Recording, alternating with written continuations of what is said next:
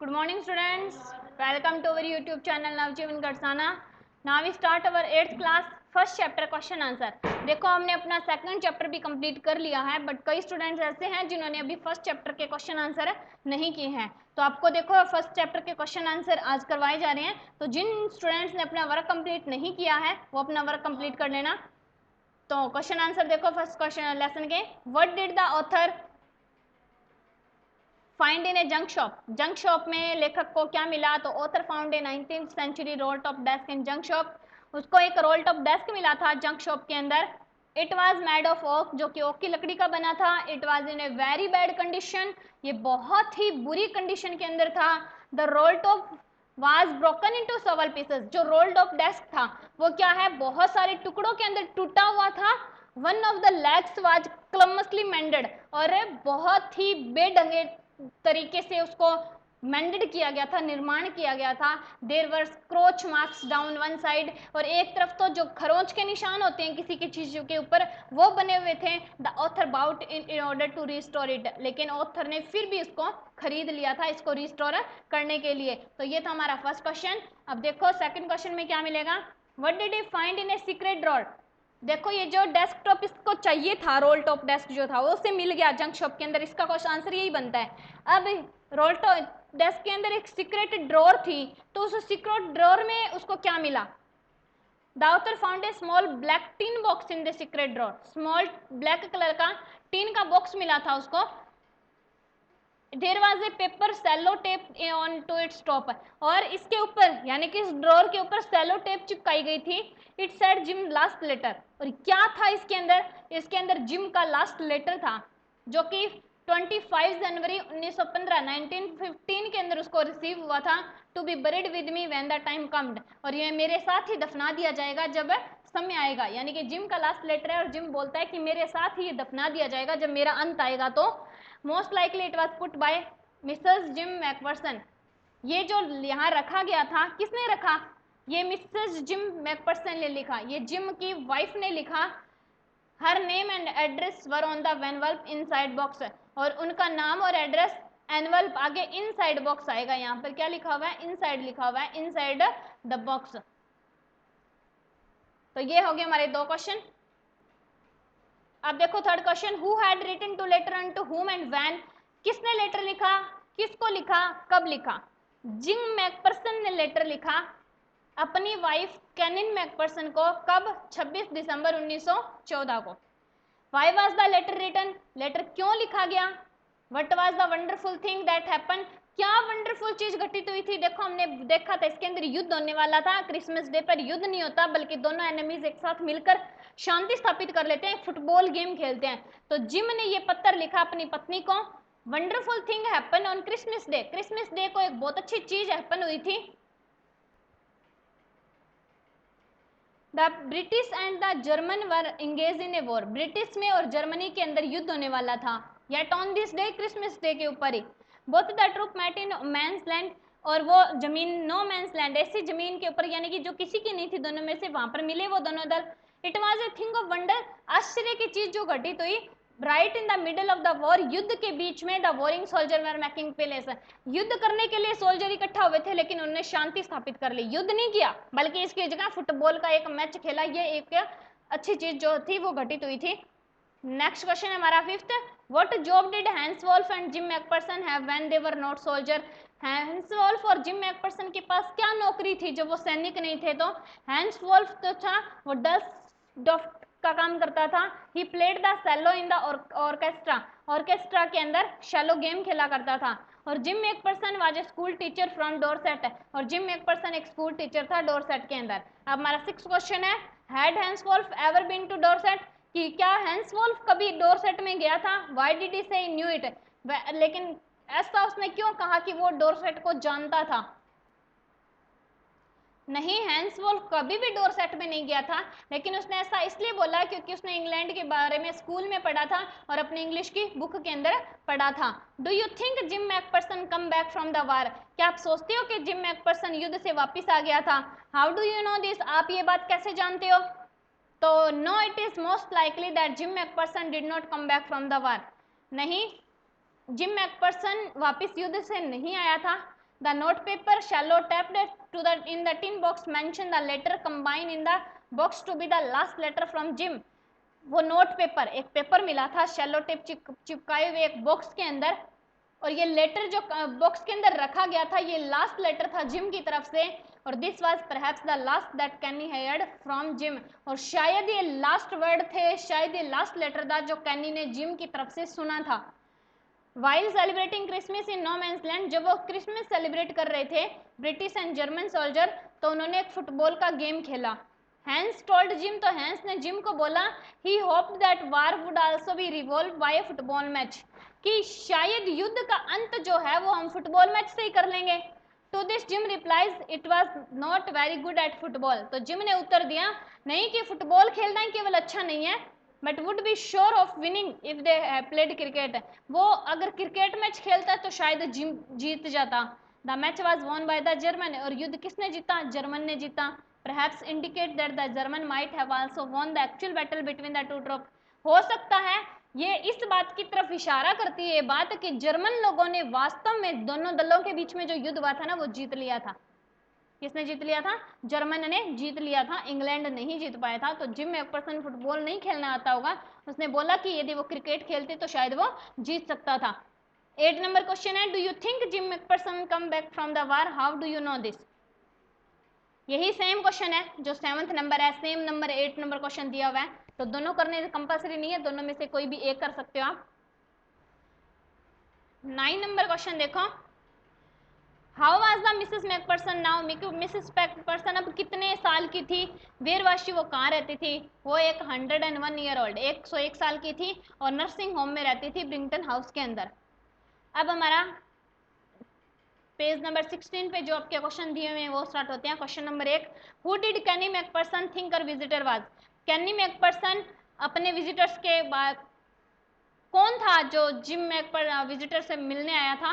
Kenny McPherson thought her visitor was her husband Jim, Kenny ने ये सोचा कि जो मिलने आया था वो उसका हस्बैंड जिम था। For how long do you think Connie had kept Jim's letter, आपको क्या लगता है कि कैनी ने वो लेटर कितने टाइम तक अपने पास रखा होगा? Give reason for your answer, अपने उत्तर का कारण भी बताओ। Kenny must have Jim's letter for a long time, उसने जिम के लेटर को लंबे समय तक अपने पास रखा था। This is because she told the narrator how she read it, क्योंकि ऐसा इसलिए कि उसने लेखक को बताया था कि she read it quite often every day, वो अक्सर इस लेटर को पढ़ा करती थी, so that she could feel that gym was near her, और उसे ऐसा महसूस होता था कि जिम इसके पास में ही है। Which sentence in the text show that the visitor did not try to hide his identity, कौन सा सेंटेंस ऐसा है इस टेक्स्ट के अंदर जो ये शो करता है कि visitor did not try to hide his identity, कि विजिटर कोशिश ही नहीं करता कि वो अपनी आइडेंटिटी छुपाएगा। Which show visitor did not try to hide his identity, वो सेंटेंस जिसमें मिलने आने वाला ये शो करता है कि वो अपनी पहचान नहीं छुपाएगा। I explain about the text, वो ये लाइन बोलता है जबकि मैं डेस्क के बारे में एक्सप्लेन कर रहा हूँ कि मैंने इसको कैसे ढूंढा। I did not think she was listening, लेकिन मैं ये नहीं सोच रहा था कि वो सुन रही थी मेरी बात को। क्वेश्चन नंबर 4 है, who why do you think the desk had been sold and when, आप ऐसा क्यों सोचते हो कि डेस्क को बेच दिया गया था, एंड व्हेन कब बेचा गया था? मस्ट हैव बीन सोल्ड, उसको बेच दिया गया था। House in which Connie McPherson lived had caught fire, कब बेचा गया?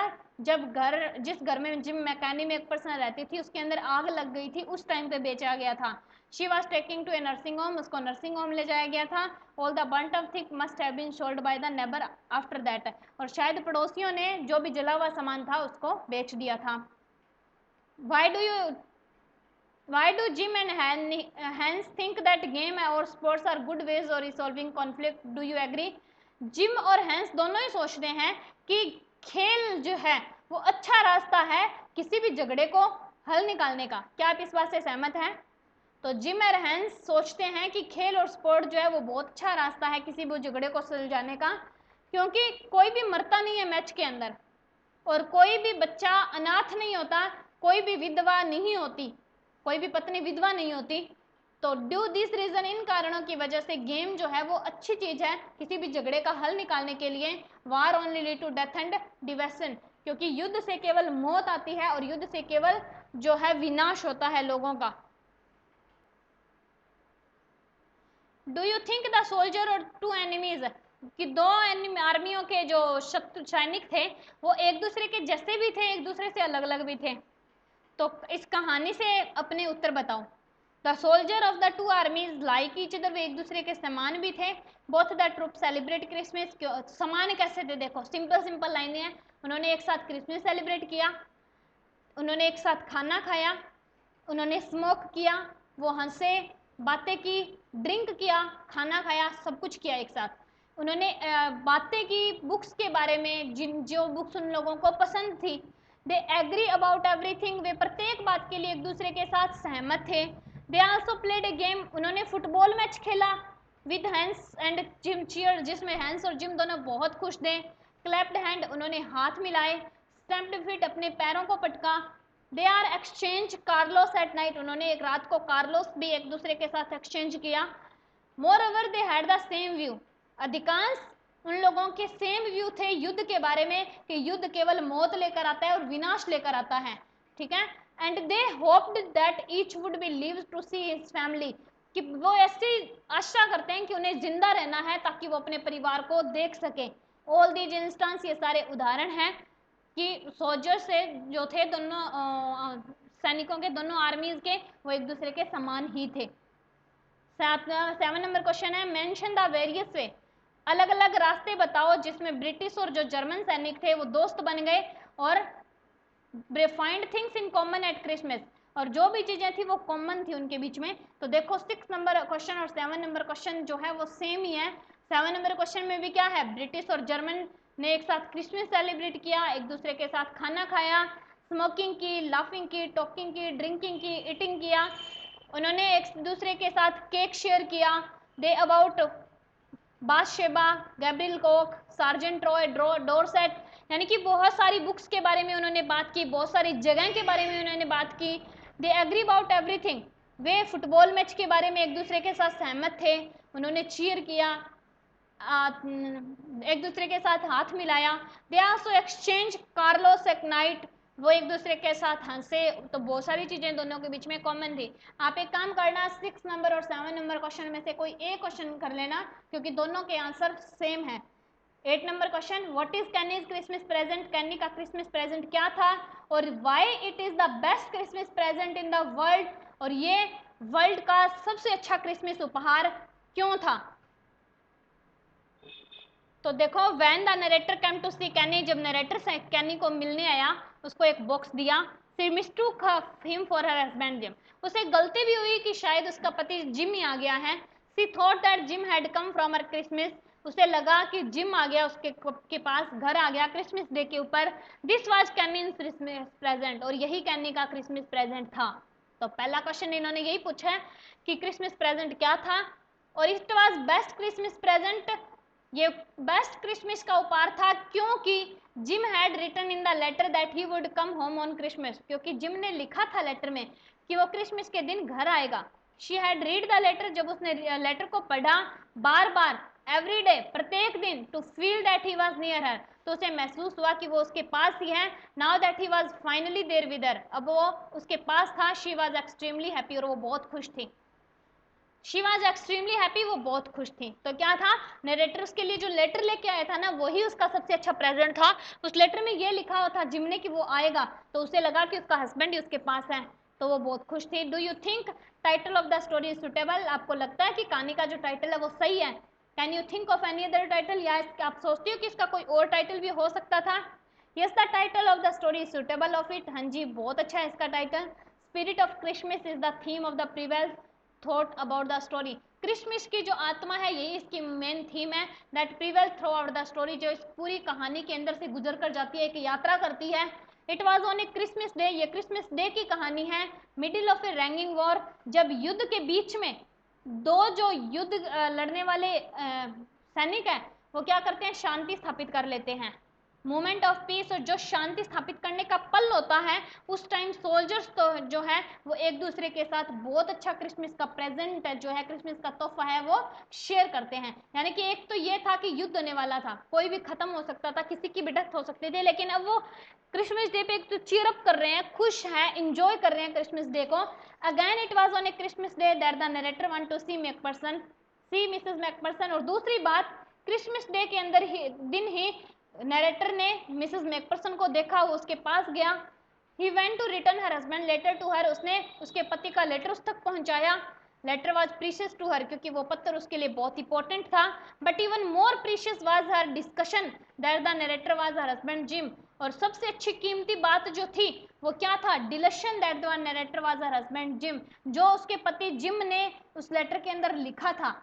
खुशी believed that return as promise on a Christmas Day. और कैनी जो थी वो बिलीव कर रही थी, विश्वास कर रही थी कि उसका पति जो है उसने वादा किया था क्रिसमस डे पे आने का, तो वो जरूर आएगा। और यही क्रिसमस डे का सबसे अच्छा प्रेजेंट था उसके लिए, इस वर्ल्ड का सबसे अच्छा क्रिसमस प्रेजेंट। तो ये थे आपके क्वेश्चन आंसर, ठीक है, जो कंप्लीट हो चुके हैं। आप अपने क्वेश्चन आंसर कंप्लीट करके अपनी नोटबुक चेक करवाइए। सेकंड चैप्टर कंप्लीट हो गया है, उसके क्वेश्चन आंसर भी हम आपको कल कंप्लीट करवा देंगे। तो आप ये अपना वर्क कंप्लीट करके अपनी नोटबुक चेक करवा देना, जो भी है सेकंड चैप्टर कल करवा दिया जाएगा। और जितने 9 क्वेश्चन आंसर करवाए हैं वो आप कंप्लीट करो, बाकी जितना भी मैटर है वो अपने बाद में करेंगे क्लास में, जब भी क्लास स्टार्ट होएंगी, क्योंकि वो सारा मैटर ग्रामर पोर्शन का है, तो ग्रामर के टॉपिक स्टार्ट होंगे तो उनके साथ वो हो जाएगा। Okay, thank you.